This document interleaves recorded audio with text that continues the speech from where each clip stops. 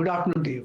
और शॉर्ट है भारती एयरटेल। उसका रीजन ये है कि एग्जॉशन हो गया और जो फ्रेश सेल वो शुरू हुआ है कल परसों से। ट्रेड कर रहा है 1157, स्टॉप होगा 1170 का, और target on the down side 1140 ये फर्स्ट टारगेट रहेगा। तो मेरे ख्याल से यस, भारतीय एयरटेल पर शॉर्ट होना चाहिए। भारतीय एयरटेल अभी अभी चलना शुरू हुआ था, लेकिन मार्केट की तस्वीर बदली तो गावा साहब कह रहे हैं मंदी का ट्रेड अब यहाँ पर ज़्यादा आपको चांसेस है पैसे बनाकर देगा, इसीलिए एक शॉर्ट साइड का ट्रेड है। मानस बताइए, शॉर्ट की तरफ ही ट्रेड? बिल्कुल हर्षिता जी, तो टाटा मोटर्स में बिकवाली करने का ट्रेड लेना चाहिए। एक प्राइस ब्रेकडाउन देखने को मिला है। 1015 के आसपास सपोर्ट था, वहां स्टॉक ने उसको ब्रीच किया, उसके नीचे गया, 10 डे मूविंग एवरेज के नीचे ट्रेड करने लगा है। मेरे ख्याल से यहाँ पर करेक्शन बढ़ सकता है, इसलिए टाटा मोटर्स में करंट लेवल्स पे बिकवाली करने की राय रहेगी। करंट लेवल्स पे बिकवाली कर रहे हैं तो 1006 का आपको स्टॉप लॉस लगा के बिकवाली करने का ट्रेड लेना है, और 960 960 के टारगेट सेट करने हैं टाटा मोटर्स में।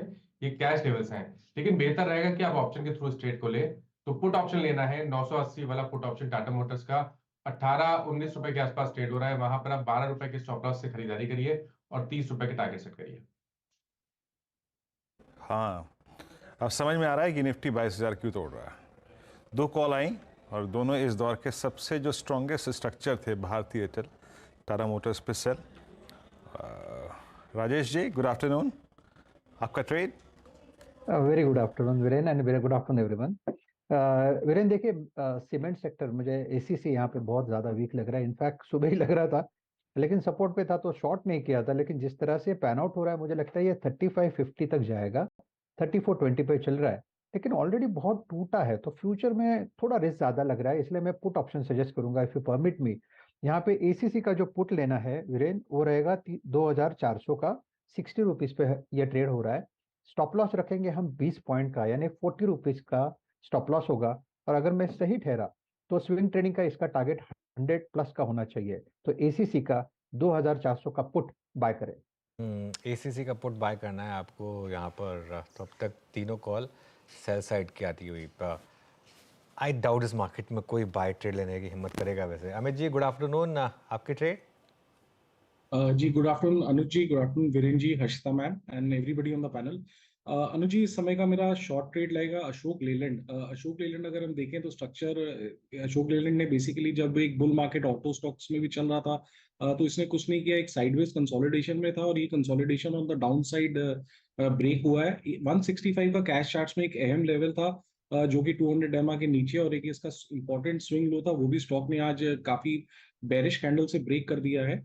फ्यूचर्स में इसका प्राइस लगभग 162 के आसपास है। हल्का फुल्का बाउंस मिले तो इसे शॉर्ट करें with a stop loss of 163 and targets will be 157 and 155।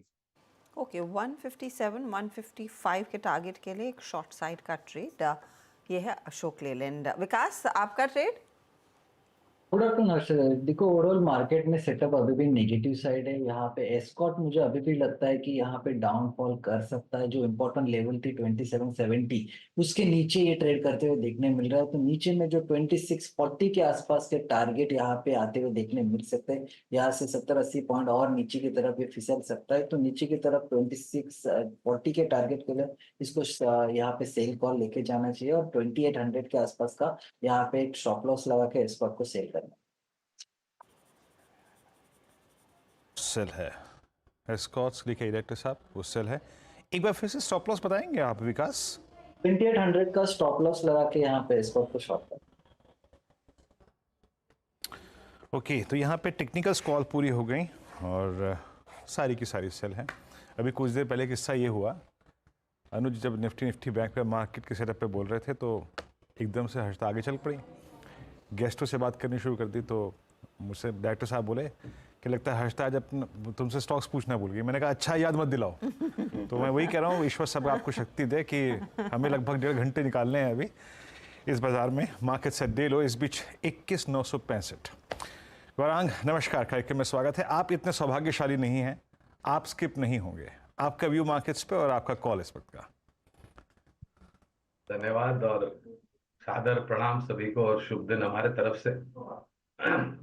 तो प्रोग्राम की शुरुआत में अनुज भाई ऐसे बाजार में मौके ढूंढने की बात कर रहे थे, और एक चौथाई हिस्सा ऐसे बाजार में आपको निवेश करना चाहिए। मैं बिल्कुल बेशक सहमत हूं अनुज भाई की टिप्पणी से।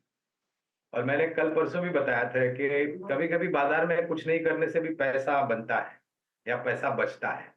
और ये मेरे ख्याल से ये जो रुझान है बिकवाली का, करेक्शन का, मुनाफा वसूली का, जो भी है, ये आने वाले कुछ समय तक रहेगा। और मैंने इस सोमवार को ही एक टिप्पणी दी थी बाजार का ब्यूरो को लेकर के कि अभी से लेकर के चुनाव तक वीरेंद्र, मुझे लग रहा है कि उठापटक बहुत हावी होगी।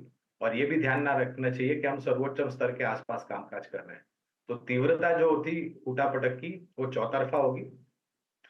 दिग्गज शेयर में शायद आपको थोड़ी बहुत कम देखने मिले, लेकिन मझौले छोटे और माइक्रो कैप, नो कैप में आपको ज्यादा कुछ वहां पर बिकवाली हावी होती दिखेगी। तो ऐसे बाजार में मौके ढूंढे। कोटक महिंद्रा बैंक निजी क्षेत्र की एक बैंक जो कि कुछ दायरेबंद कारोबार में पिछले कुछ समय में है, लेकिन अब धीरे धीरे करके स्पष्टीकरण आ रहा है।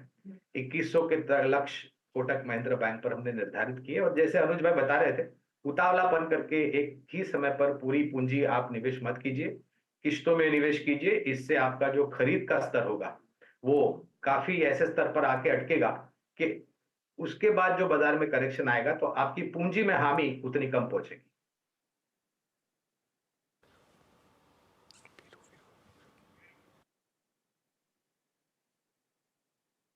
इस बीच एक काम करते